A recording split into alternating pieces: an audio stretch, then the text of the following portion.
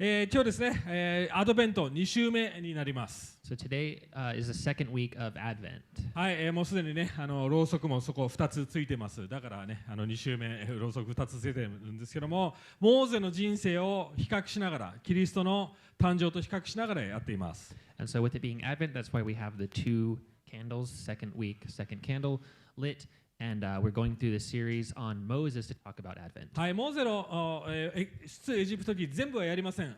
モーゼの初期の人生だけをちょっと見ていく形になります。And we're not going to be looking at the entire life of Moses from the book of Exodus, but mostly kind of like the first part of his life. でもなんでモーゼス、旧約聖書を使ってアドベント、要は新約聖書のクリスマスのストーリーをやってるんでしょうか。And so you might be wondering, like, why are we doing the Exodus story for Advent? はい、実は皆さん知っている通りに聖書というものは一つの物語です。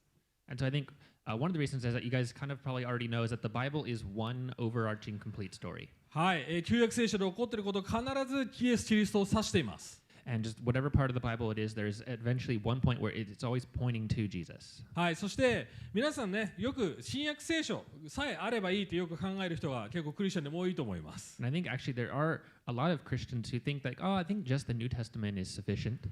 いやいや、新約聖書はもちろん素晴らしいものであり、概念を教えてくれます。Yeah, and I think that the New Testament is very, very important, and it teaches a lot of important ideas and concepts. はい、でも旧約聖書というものはコンセプトやアイデアというよりもピクチャー、イメージ、ストーリーというものを私たちに与えてくれます。But the Old Testament actually gives us the same idea in a lot of more kind of picture and story format. なので旧約聖書を理解することで新約聖書をもっと理解できることになると思います。And basically that means that if you can understand the Old Testament in a deeper way, then that will help you to really, even on a deeper level, understand the New Testament as well. 僕はこのように考えています。右脳と左脳と同じです。左脳というものはロジックですよね。アイデアだとかそういう計算だとか、そういう概念をよく処理します。And it's kind of, if you think about it in the idea of like left brain and right brain, the left brain is a lot more like logical, and so it's kind of making sure you get the ideas and all the logic behind something. でも感性やストーリー、アート、そういうものはやはり左脳で理解しますよね。右脳で理解しますよね。But then the right brain is kind of more like the artistic side, where you can kind of get like the overall kind of artistic flow and like how it looks and all of that kind of stuff で as も well. 両方必要だってことです。But then what we're saying is that both of those are necessary. 両方あって初めて神様は本当に概念だけでなく経験、イメージ、そういうもので理解できると思います。And so I think looking at the Bible in the same way with the Old Testament and New Testament, it's the same idea that God made it with the kind of logic, but also kind of the art and like the story behind it together. はい、なので今日、出エジプト記の2章11節から25節、モーセの大人になった状態のところを見ていきたいと思います。And so today, for the passage we want to look at, is going to be Exodus 2, 11 through 25, and it's going to be kind of the story from when Moses becomes an adult. 今日この箇所からですね、モーゼがどのように成長していって偉大なリーダーになるきっかけになっていったのか、その要素を話していきます。And basically we're going to talk about the different elements of what did Moses go through and what happened to him that allowed him to become a great leader later on. 使命を生きるための神様の教育方法です。And like this was basically what did he go through to kind of be shaped by God to really live out his calling. はい、じゃあ11節日本語だけで読みますので、英語の方はスクリーンを見るか、自分の聖書を開いてください。お願いします。And as always, we're going to be reading in Japanese only, so if you're an English speaker, you can either follow along on the screen or in your own Bible. はい、こうして日が経ち、モーセは大人になった。彼は同胞たちのところへ行き、その苦役を見た。そして自分の同胞であるヘブル人の一人のエジプト人が撃っているのを見た。彼は辺りを見回し、誰もいないのかを確かめると、そのエジプト人を撃ち殺し、砂の中に埋めた。次の日、また外に出てみると、見よ、2人のヘブル人が争っていた。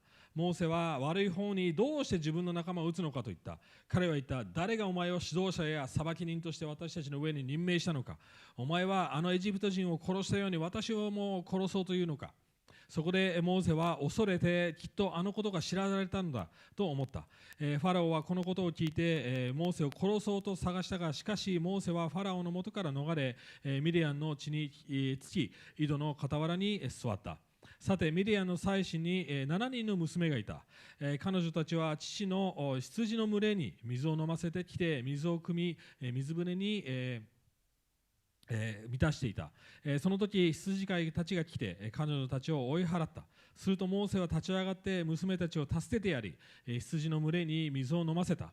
彼女たちが父レウエルのところに帰った時、父は言った。どうして今日はこんなに早く帰ってきたのか。娘たちは答えた。一人のエジプト人が私たちを羊飼いたちの手から助けてくれました。その上、その人は私たちのために水汲みまでして、羊の群れに飲ませてくれました。父は娘たちに言った。その人はどこにいるのか、どうしてその人を置いてきてしまったのか、食事を差し上げたいのでその人を呼んできなさい。モーセは心を決めてこの人のところに住むことにした。そこでその人は娘のツィポラをモーセに与えた。彼女は男の子を産んだ。モーセはその子をゲルショムと名付けた。私は異国にいる寄留者だと言ったからである。それから何年も経ってエジプトの王は死んだ。イスラエルの王の子らは重い労働にうめき泣き叫んだ。重い労働による彼らの叫びは神に届いた。神は彼らの嘆きを聞き、アブラハム、イサク、ヤコブとの契約を思い起こされた。神はイスラエルの子らをご覧になった。神は彼らを御心に留められた。今日3つのことを話していきます。So we want to talk about 3 points today. はい、まず最初の部分は神様の教育方法。神様がどうやって私たちを準備していくのか。And so the first point is kind of how does God prepare us for our calling? 2つ、私たちの信仰そして使命の関わり合いを話していきます。And then the next one is about how our faith and our calling and how those work together. はい、そして私たちが神様が用意する私たちの人生の道というところで話していきたいと思います。And then the third point is just like God's kind of way and how does He prepare our life to walk in that way. はい、ちょっとおさらいします。モーゼは、母親によって、川に流され、そしてエジプトのプリンセスに拾われる形になりました。So let's just do like a quick refresher from last week. So Moses is put into the river in a basket by his mother and then eventually is picked up by the princess of Egypt at that time. その理由はファラオ、エジプトの王がですね、ヘブル人があまりにもどんどん拡大して大きくなって何度も虐げてもどんどん増えるので、もう男の子を殺そうって言って、まず助産婦さんたちに、ヘブル人の助産婦さんたちに男の子を殺せって言いました。生まれる寸前にね。And so basically at this time period, this is when the Hebrews are slaves of Egypt and they keep growing and growing more and more numerous. And then Pharaoh is like, I don't like this as a problem. And he keeps like, no matter how much he's suppressing them, they keep growing more and more.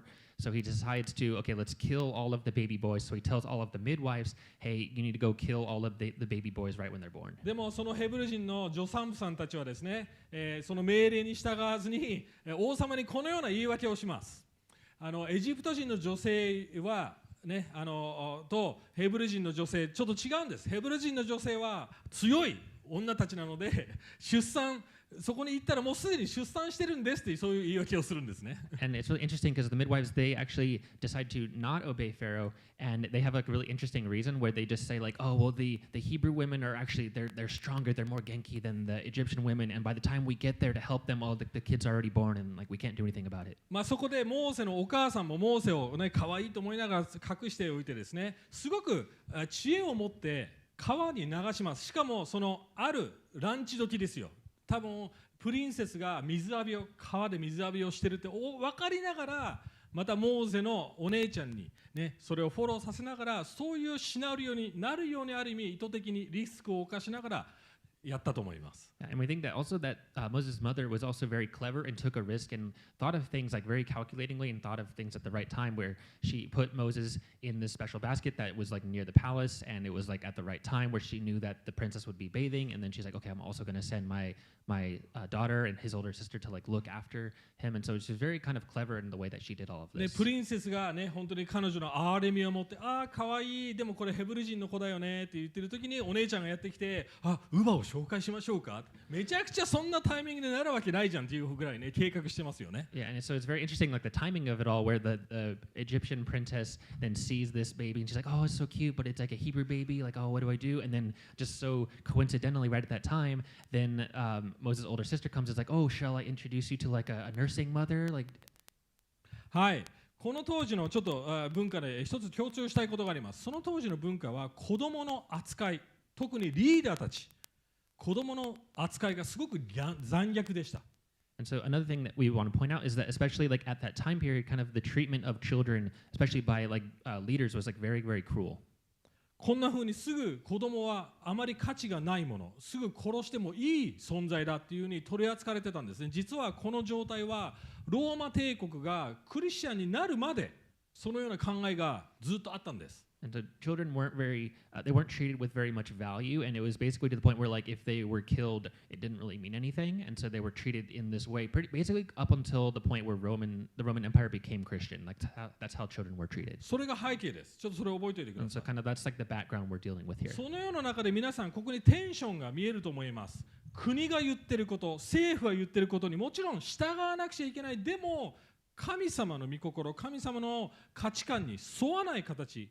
その中で生きてきた女性たちです。And so there are these women in this story who are living in this tension of like knowing that they have to follow the rules of the government, the country that they're living in, but also knowing that they cannot deviate from the law of God and what God teaches. 知恵を使って国にある意味うまく逆らいながら神の御心を成し遂げる、正しいことをする、そのようなテンションで生きていませんか？ And so yeah, like they're living in this tension of like knowing that they have to follow the ways of this country that they're in, but at the same time like following the way that God is teaching them ヘ to ブル live. の11の23に彼女たちはそのような信仰を持って行動したって書いてありますよね。 And then 王の命令を恐れなかったって。 Yeah, and then in Hebrews it even says like how these women were not afraid of the king's orders and how they were still able to do what God wanted.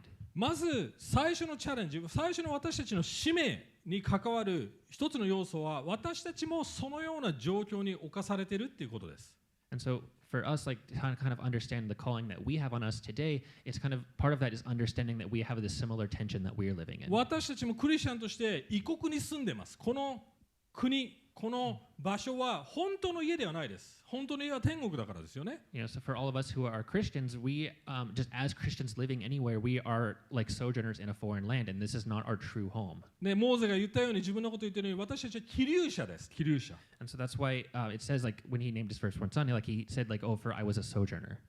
私たちも同じ存在です。要はある意味そこにテンションがあります。国に従わなくちゃいけない。もちろんルールに、を守る。でも神様の概念、神様の存在を超えたルールには従えない。そういう強さも必要なんです。And so there's this kind of tension of like, well, you're in this country, you have to follow by the way that this country does things and the rules of this country, but at the same time, you also have to live up to your calling of what God is calling you to do, and even that in kind of exceeding what the country that you're in is saying. そして私たちはある意味ここ2年間でそれを試されました。コロナの状況やさまざまなアメリカでは政治の状況、いろんなもので試されていると思います。And I think that we can even say that this was the case for just kind of the past couple of years with COVID and like how things were in America with all the politics, and like this kind of idea was very prevalent, I think. 皆さんの職場、学校、皆さんの人生では知恵を使って神様に従っていますか？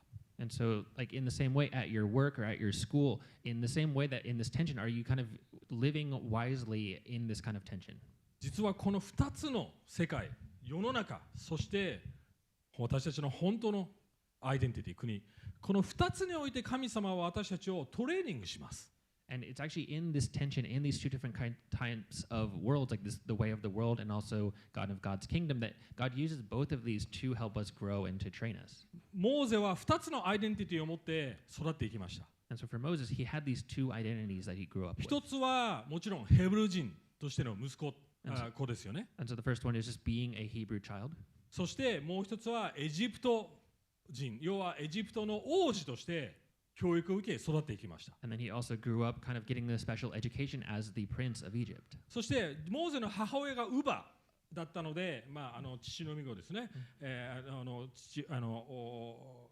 母乳を与える、そのような存在だったので、大体その当時おそらく8歳ぐらいまではモーゼは母親に育てられた子っていうことです。And it also says how the midwife that, or not the midwife, the wet nurse that they got for Moses when he was picked up in the basket was actually just his real mother, and so he was kind of raised as by the wet nurse, but is actually by his real mother. 要は自分のアイデンティティは小さい頃から知ってたと思います。And he was raised that way until he was probably about 8 years old, realistically, and so he probably knew who he actually was, his real identity.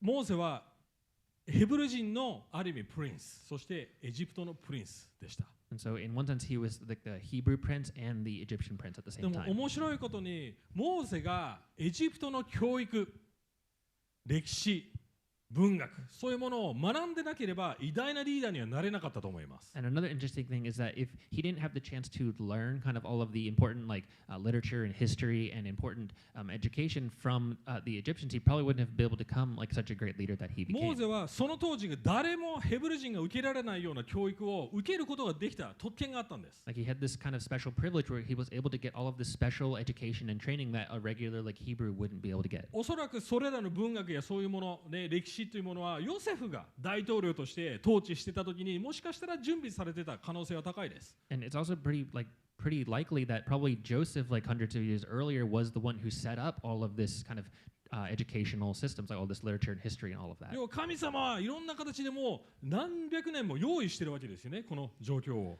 And so we can see that God has been preparing this situation for hundreds of years.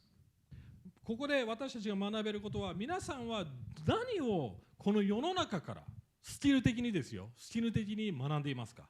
And so if we could think about it for us, like just looking at like the world around us, like what are some different skills that we are getting from the world? 多くのクリスチャンは世の中良くない、クリスチャンの世界はいい、そういうふうに分けてしまいます。And I think a lot of Christians kind of have this split where it's like, okay, well, things in the world are bad. I only want to learn like from Christian schools and from いやい other や、 Christian 神様 resources. は一般恩恵によって世の中のいろんなものを用いてくださるんです。 I think actually that God just through common grace like teaches us all of these different kinds of skills and things through just like the world around us. 皆さんが今気づいてなくても、神様は世の中の概念、スキル、技術を使って皆さんを整えているかもしれません。 And just even without realizing it, there might be a lot of different skills that you have that you have gained from the world. 何を学んでますか？ So what are those things that you're そして learning? 皆さん今学んでいることがどうやって自分の使命につながってるって見ていますか？ And so are you able to see those things that you're learning and then connect them to the calling that you have on your life? それがまず一つ目です。私たちはクリスチャンビジネス、クリスチャン学校、進学校に行くことだけが成長ではありません。And so this is kind of the first thing where we're saying that if you only go to like a Christian theology school, like a seminary, or just only Christian school, only Christian business, then it can kind of stunt this growth that you might have. 教会で使えることだけが使命じゃありません。 And so just only serving at church is not like your entire calling. 今皆さんが置かれている状況、仕事、立場、それが神様の教育方法、トレーニンググラウンドだって思ってください。And so please kind of think even of where you are placed right now in your work or other places that is also a training ground where God uses to grow you. はい、でもその葛藤、モーゼのその2つのアイデンティティの葛藤、私たちもそのような葛藤あります。それによってモーゼはいろんな状況、苦しみを通っていくことになります。And so at the same time, there is kind of a lot of struggle with that. And if we look at Moses in his life, there were a lot of different struggles that he went through as well. どんな葛藤だったんでしょうか？ And so what kind of struggles were those? それは信仰の葛藤です。 And that was for him a struggle of faith. それが2つ目のポイント。 And that is the second point. はい、モーゼの初期の人生のことをヘブル書ではこのように説明しています。And this is how it describes in Hebrews about Moses. はい、この状況ですね。信仰によってモーゼは成人したとき、ファラオの娘の息子と呼ばれることを拒んだって書いてありますね。儚い罪の楽しみにふけるよりも、むしろ神の民のと共に苦しむことを選び取りました。ここで終わりにしましょう。一旦。はい。And so, yeah, for just 24 and 25, it says, By faith, Moses, when he was grown up, he refused to be called the son of Pharaoh's daughter, choosing rather to be mistreated with the people of God rather than to enjoy the fleeting pleasures of sin. はい。ちょっとここであれって僕思ったことが一つあります。 And so there's kind of one thing that we looked at and we're like, wait, what?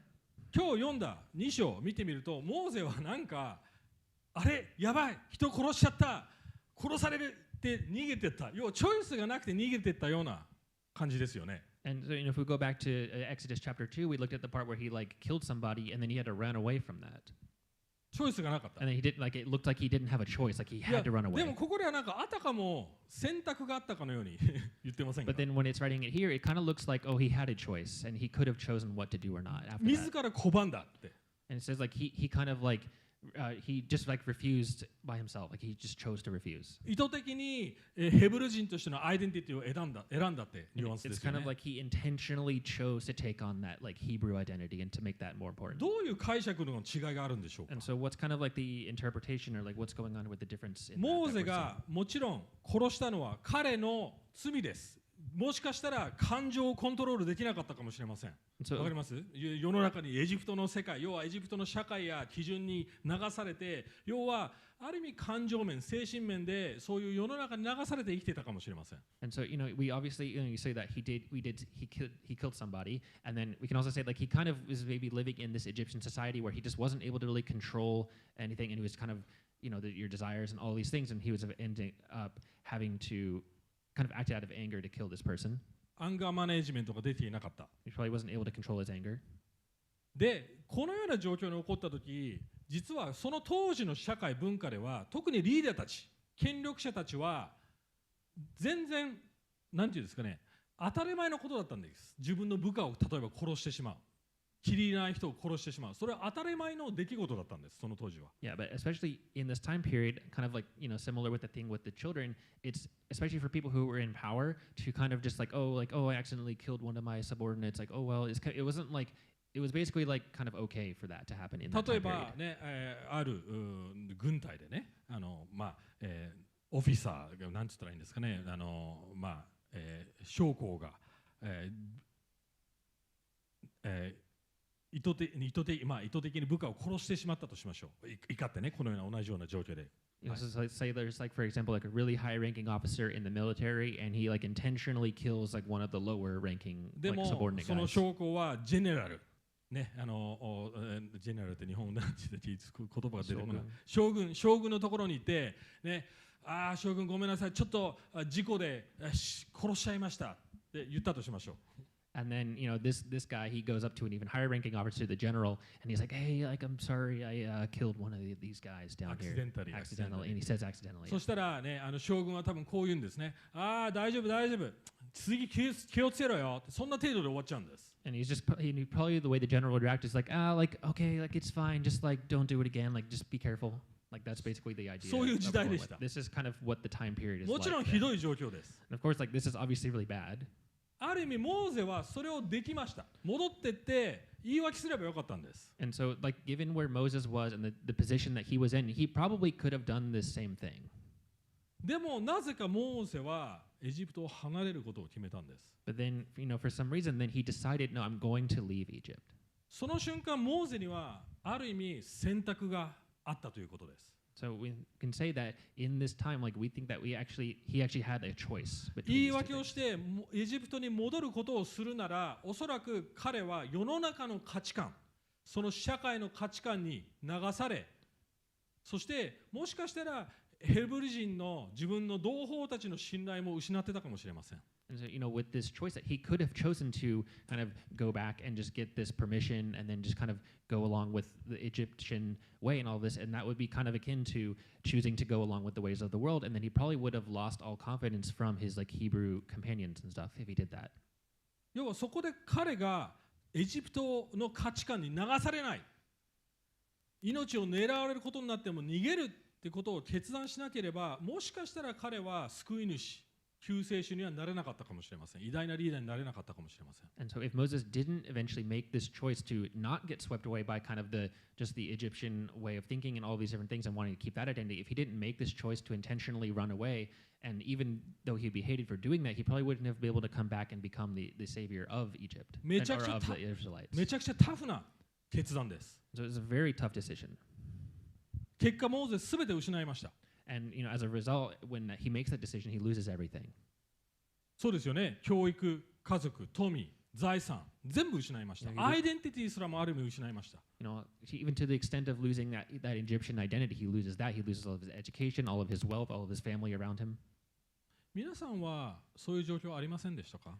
And so, for all of you guys, have you had any kind of this situation before in your life? 仕事場でまた学校でもしかしたらある価値観のためにスタンドアップ立って立ち向かわなくちゃいけない、ある厳しい決断をしなくちゃいけない、そういう状況ありませんか？ So have you had maybe a situation where at your work or your school, or kind of a situation where you know that you need to stand up for something that's right, for some what you really truly believe in, and then because of that decision that you make, then you lose a lot of things. クリスチャンの価値観を守るために。For example, like you need to really stand up for what you believe in, like for this like your Christian beliefs or たとえ something. 損してでも。Even though you know that you will lose to stand up for your Christian beliefs. モーゼは結果的にも自分の同胞、要はヘブル人たちからも嫌われました。 And 誤解されたんです。 and even Moses, like when he made this decision, he was actually kind of misunderstood by his fellow Hebrew companions, and even they hated him as well. でも実はこれがモーゼの次のトレーニングになっていきました。 But then this actually became his next stage of the training. 考えてみてください。バッドテンパーですね。怒りっぽいリーダー。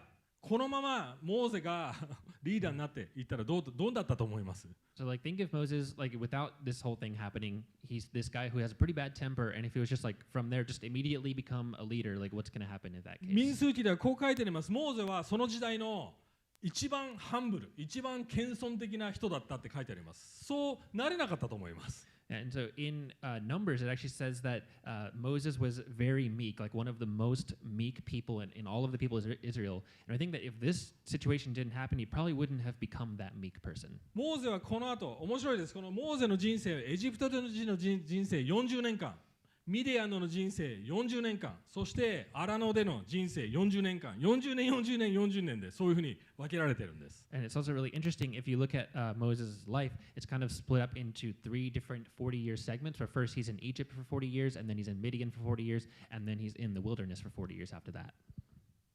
考えてみてください、この状況。 So just think about this situation for a moment. 映画だったら、この2章の終わりは、モーゼはどっかの寂しいところで岩に座って、で終わるシーンです。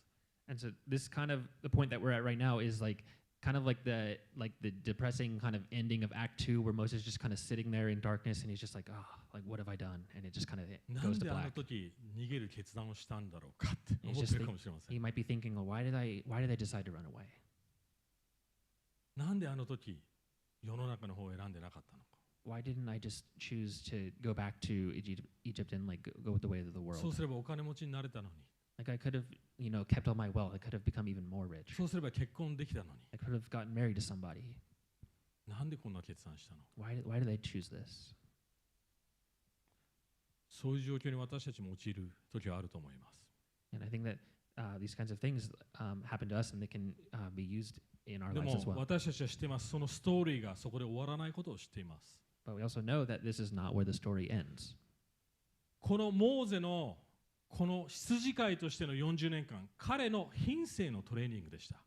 And in the 40 years that he was in Midian as a pasturing the sheep and stuff, like this was like a great training time for him. 彼のスキルじゃなくて品性のトレーニングです。 And this wasn't just getting more skills, but this was really a training of his character. 私たちはどのようにその品性のトレーニングに向き合っていますか？ And so for us in our own lives, like what are ways that we are kind of facing different ways in our lives that we can grow in our character? モーゼはおそらく結婚によってまた品性を変えられたと思います。 And Moses probably also experienced this kind of character growth through his marriage as well. 僕が前の教会で働いていた時、ある意味僕はスキルそこですごく学びました。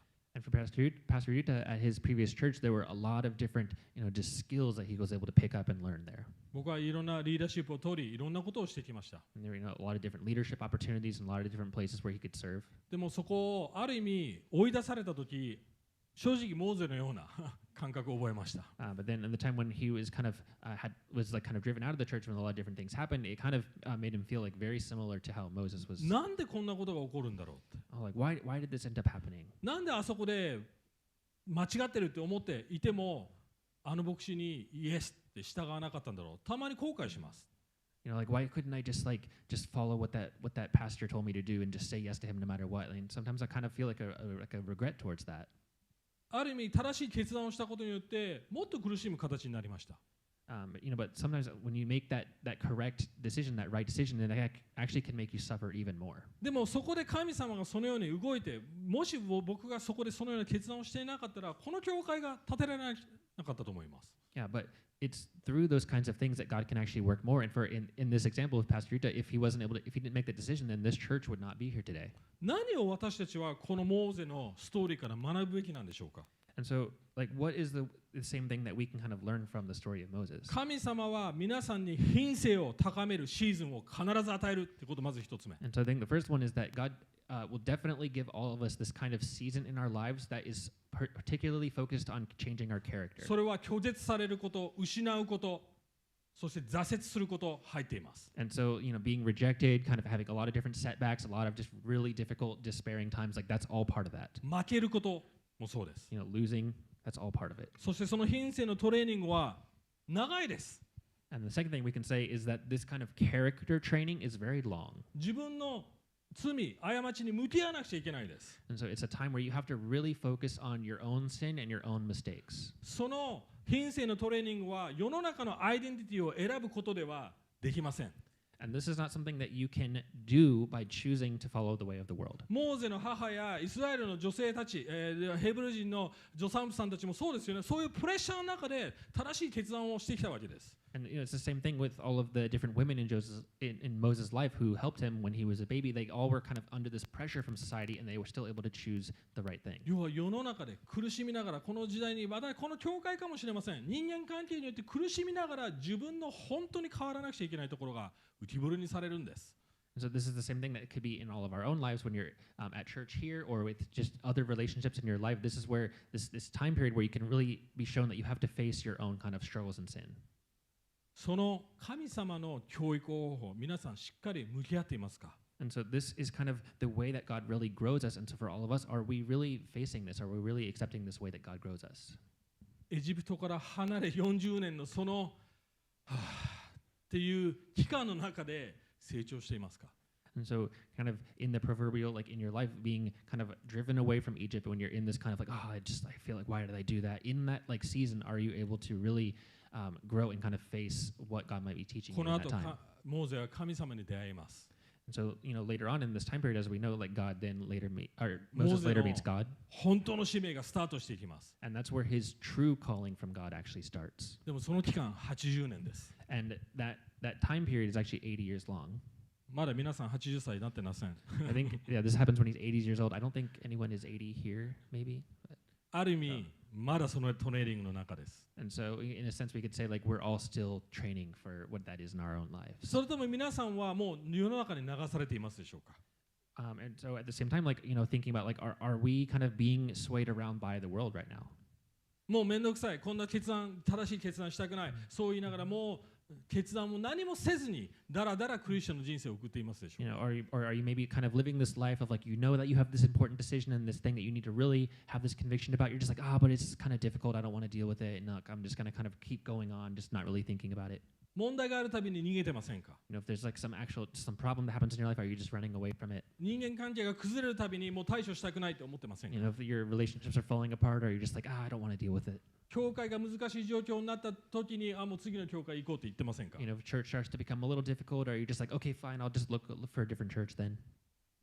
モーゼは自分のある意味仲間、教会の人たちからも嫌われながらその決断をしたんですよ。And so Moses actually he made this decision probably like while being hated by all these people around him, and while all his relationships were going like really not well for him. クリスチャンの友達に誤解されながらも、教会にある意味傷つけられながらも正しい決断をしたんですよ。He made this, in the context of like if it was like a church, it was like basically all of the people in his church hating him and just things not going well for him in the church. In that kind of situation, he was able to make this right decision. どうやってそのような信仰の決断ができるんでしょうか？ And so, how was he able to actually have this decision and actually to make it with faith? それが最後のポイントです。 And that is the third point. 神様の道。And that is the way of God. はい。モーゼが唯一このような使命、偉大なリーダーになれた理由は拒否され、傷つけられ、そして弱くなり、謙遜させられたからです。And the one kind of main reason that Moses was able to become the great leader that he did is because he was hurt, he was rejected, and he was made to be weak and humble. 自分の故郷、育った環境を離れ、違った場所に行ったからです。Because he also left the place that he grew up in and went to a different land. これはもっと大きなストーリーにつながっています。And this is all connected to an even bigger story. それはもちろん後でつなげますけども、このモーゼの人生には常に実はあるテーマがずっと流れています。特に2章、1章、2章。ある言葉が連続で使われています。And we'll kind of connect this bigger story later, but we want to talk about this one theme that is kind of very prevalent in Moses' life, especially in chapters 1 and 2. それは水です。水。And that's the theme of water. はい。ファラオは男の子を水、要は川に投げるように、こうして、そして殺すように言いました。And so the first one is like Pharaoh said to throw all of the baby boys into the river, into water. はい。そしてバスケットにモーゼのお母さんはモーゼをバスケットに入れて水に、要は川に流しました。And then Moses' mother also put Moses in a basket and then put that basket in the water, in the river. エジプトのプリンセスはモーゼを私はこの水の中から汲み上げた、引き出したっていう形で名前を付けました、モーゼ。And then Moses' name in the first place is the one that the princess of Egypt gave him, which is saying like I drew him out of the water. モーセは井戸、要は水汲み場の前で水汲みをしているイテロの娘たちに会いました。And this is also when he went to Midian, he's leaning by this well, and the daughters of Jethro are like getting water out of the well at that time when this whole thing happens with them. 後ほどモーゼは水を分けます。And then later on, Moses parts the Red Sea, the water there is. なんで水のテーマが流れるんでしょうか。 And so why is there this theme of water? 水っていうものは2つの象徴があります。 And there's kind of two main symbols that water had. まず水っていうものは死、闇、得体の知らない存在だっていう象徴です。 And so the first one is just water kind of symbolized death and darkness and kind of the unknown. 多くのその当時の人たちは海っていうところを恐れてました。And especially at that time period, like the people who lived in that time period were very afraid of the ocean. 洪水、裁きですよね。ノアの洪水。Or thinking about Noah, there's like the flood and like judgment. でも同時に水の象徴は命の象徴でもあります。But then there's also the second theme of water, which is life. それは胎、例えば母親の胎、水が割れて出てきますよね。そして子供が生まれてきます。誕生の意味もあります。Or thinking about just like the womb of a woman and the baby is inside there and there's water and then that water breaks and then the baby comes out and is born. この水というテーマはこの死と復活、死と命というテーマが常にあるんです。And so there's this kind of this theme constantly of death and life with water here. モーゼの人生がまさしくその連続だったわけです。And so for Moses, like his life was basically like this constant cycle of like death and life shown by water. そしてモーゼはある意味それを自覚していたと思います。And I think that Moses was probably aware of this at a certain point. 実は先ほどのヘブル書に戻ってもらっていいですか。はい。ここに書いてある26節。彼はキリストのゆえに受ける恥ずかしめをエジプトの宝に勝る大きな富と考えました。それは与えられる報いがから目を離されなかったからですって書いてあります。Yeah, and it says like, in 26, it says like he considered the reproach of Christ greater wealth than the treasures of Egypt, for he was looking to the reward. 要はモーゼの信仰、モーゼの人生すべてもっと大きいところにあったんです。And so all of like kind of Moses in his whole life, all of this faith that he had like this kind of greater, bigger picture of like what he was putting his ultimate faith in. もっと偉大なある意味死と復活。And so he had this faith in this greater, even greater death and resurrection. 本当の救世主。And that was into the true Savior. 本当の王。でも赤ん坊、要は母の胎、マリアの胎の中に水に入っていき、そして生まれた存在。And that was the true king, but also the one who became a baby like all of us and was born through a mother's womb also and went down to the water and 彼 came も back up. 命を狙われ、 His life was also sought by others. 彼も人々から拒否られ、 He was also rejected and despised by others. 弱くなり、 Became weak. ある意味負けることを通して And even in one sense, like through losing, through loss. 勝利を得た存在です。 And because going through that, he was able to obtain victory. イエス・キリスト。 And that's Jesus. 本当の死と、そして本当の命を持っている方です。 He's the one who holds true death and life. それをモーゼはここでは見ていたって言ってますよね。後の方で信仰によって彼は王の憤りを恐れることなくエジプトを立ち去りました。目に見えない方を見ているようにしてって言っています。 I think that Moses really understood this because it says in 27, by faith he left Egypt not being afraid of the anger of the king, for he endured as seeing him who is invisible. 私たちも同じ生き方をすることなんです。So this is the same kind of life that we are called to live as well. 私たちもイエス・キリスト実際にここに見えません。Now, Jesus is not physically here. We cannot see him right now. でもあたかも見ているように生きてませんか？ But are we living as if we can see him? この世の中の決断、ここでこれを決断すれば、ある意味世の中での幸せを得られるかもしれない。でもそれにノーという強さ、そこでしなくちゃいけないんです。And so, do we have this kind of, there's a lot of different things in the world that are like promising us happiness, but are we able to truly like say no to those because we know there is a greater happiness that we cannot see? それがたとえ苦しみのチョイスでも。And that, making that choice might be like the choice of suffering. その決断をすることでもしかしたら仕事を失うかもしれません。And, making that choice, like maybe if you do that, you'll lose your job or something. その決断をすることで友達から嫌われるかもしれません。If you make that choice, maybe your friends will hate you. その決断をすることで両親から拒否られるかもしれません。And if you make that choice, maybe your parents will reject you.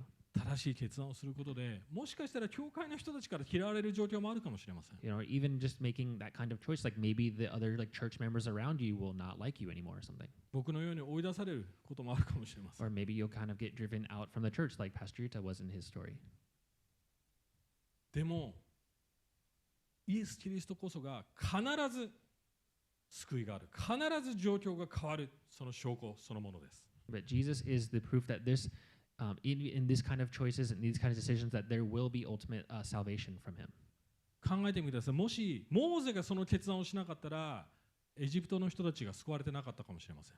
Think about just even if ヘブル人たちがね。if Moses didn't actually end up making this decision, then the Hebrews probably would have never been saved from Egypt. 皆さんがあるそこの決断をしなかったら、次の神様の計画がある意味皆さんの人生を通してつながってなかったかもしれません。And so in the same way, like if we aren't able to make those decisions that God is calling us to, in a sense that like the next kind of step in the way that God would work in our lives after that might not be able to happen. 僕が追い出さなければ皆さんがこの教会に来れなかったように。For example, like if Pastor Yuta was never driven out of his previous church, then this church wouldn't be here, and then you wouldn't be able to come to it. その正しい決断を軽く見ないでください。And so we just don't look lightly upon these difficult but correct decisions. そのテンションの中に生き続けながら正しい決断をしてください。And so living in this tension while kind of maintaining that and doing that, try to like really make this right decision. 私たちの人生は死と復活、その連続です。And so that is kind of how we're always kind of dealing with things in our lives, this constant cycle of death and life. 世の中の自然界も死と復活、その連続じゃないですか。Like isn't like kind of like the way the world is like doesn't have this kind of cycle of death and life. 何かが死に何かが生まれる。それが私たちの生き方です。And this kind of life for us, especially as Christians, of death and life, of constantly like dying to something and then experiencing that grace and living again. Like this is a cycle that we go through as Christians. 今日モーゼの人生から正しい決断をすること、その強さを得ることを学んでほしいなと思います。So looking at this, what we really want you guys to kind of learn and notice here is this decision that Moses was able to make, and through that, how he was able to just gain this strength, but like through becoming weak. 今皆さん苦しんでるかもしれません。And so for all of you guys right now, like there might be a difficult situation you're going through, you might be suffering. 今もう逃げたいって思ってるかもしれませ You ん。 might be thinking like, I just want to run away from this. そのシーズンを神様から学んでほしいなと思います。教育されてほしいなと思いま And す。 so just in the season that you're in, we really want to just like just want God to really shape you in this season. So just be letting God shape you. 一緒に祈っていきましょう。 And so let's pray.